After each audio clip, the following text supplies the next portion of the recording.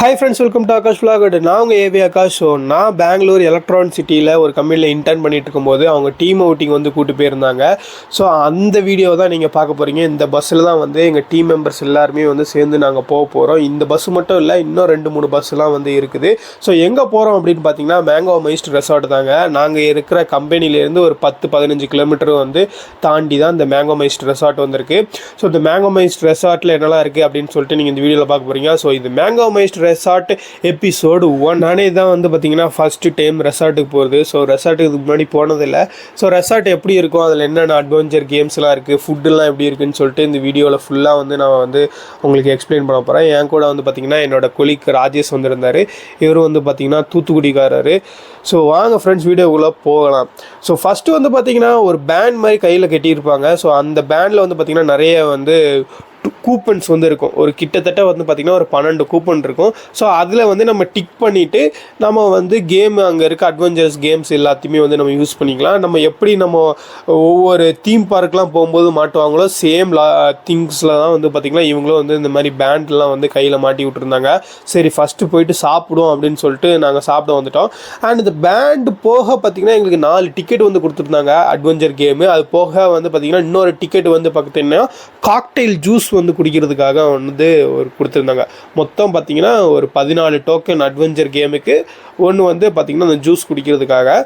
So காலைல tiffin வந்து பார்த்திங்கன்னா வெரைட்டியாக நிறையா வச்சுருந்தாங்க. அப்படி சுட சுட போட்டுக்கிட்டே இருந்தாங்க. வெஜ்ஜு நான்வெஜ்ஜுன்னு சொல்லிட்டு நிறைய டிஷ்ஷஸ் வந்து இருந்துச்சு. என்ன ஒரு பிரச்சனை அப்படின்னு பார்த்தீங்கன்னா பிளேட்டு தான் கொஞ்சம் சிறுசாக இருந்துச்சு. சரி பிளேட்டு சிறுசாக இருந்தால் என்ன, நம்ம வந்து கொஞ்சம் கொஞ்சமாக எடுத்து சாப்பிட்லாம் அப்படின்னு சொல்லிட்டு மேக்ஸிமம் உங்களுக்கு எல்லா ஐட்டத்தையும் வந்து நான் காட்டிட்டு நான் வந்து பார்த்திங்கன்னா எனக்கு கொஞ்சம் பிடிச்ச மாதிரி ஃபுட்டு எல்லாத்தையும் வந்து ஒரு சின்ன பிளேட்டில் எடுத்துக்கிட்டு நான் சாப்பிட்றதுக்காக வந்துட்டேன். டீ காஃபியும் வந்து தனியாக வந்து வச்சுருந்தாங்க. அது போக வந்து பார்த்திங்கன்னா இந்த மாதிரி ப்ரெட்டு ஜாமுன்னு சொல்லிட்டு நிறைய வந்து வச்சுருந்தாங்க.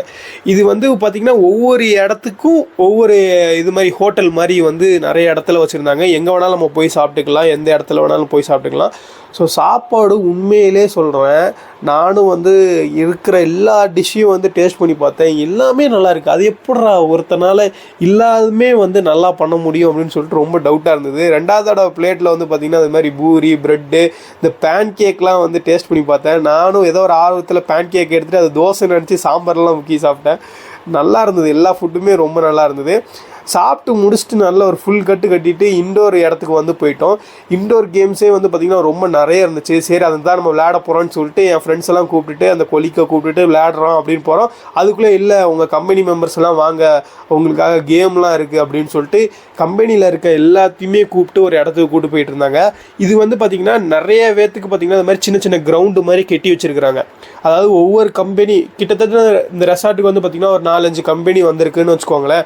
எல்லா கம்பெனிக்கும் வந்து பார்த்திங்கன்னா சின்ன சின்ன கிரவுண்டு மாதிரி இருக்குது. ஸோ அந்த கிரவுண்டில் வந்து எல்லாத்தையும் கூப்பிட்டு தனியாக டீம்லாம் பிரித்து கேம் வந்து கண்டக்ட் பண்ண போகிறாங்க. ஸோ இனிமேல் தான் வீடியோவே ஆரம்பிக்க போகுது.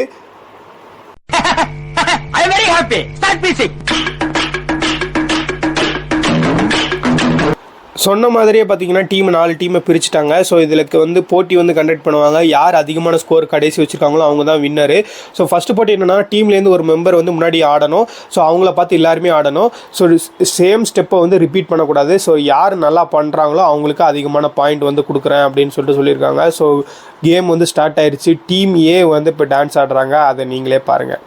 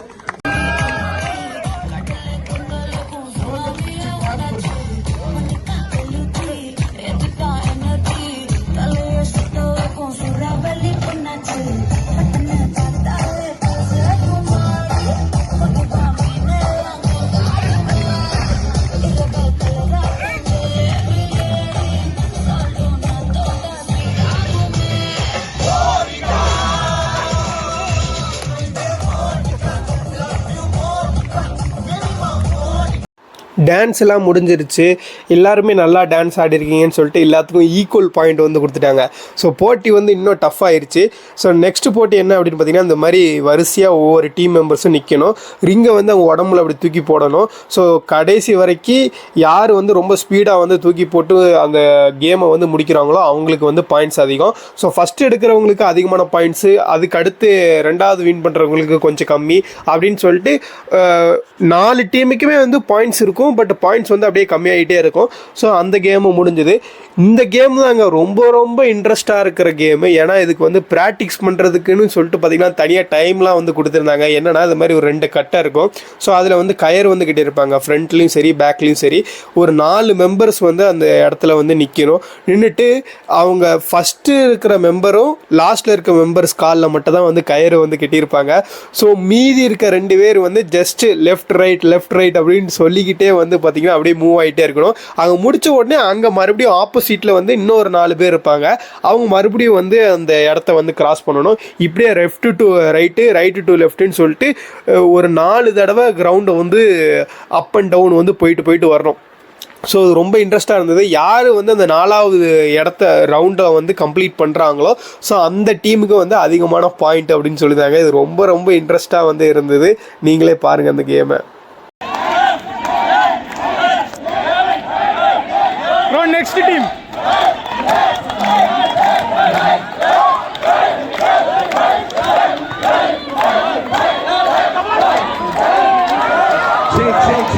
Change.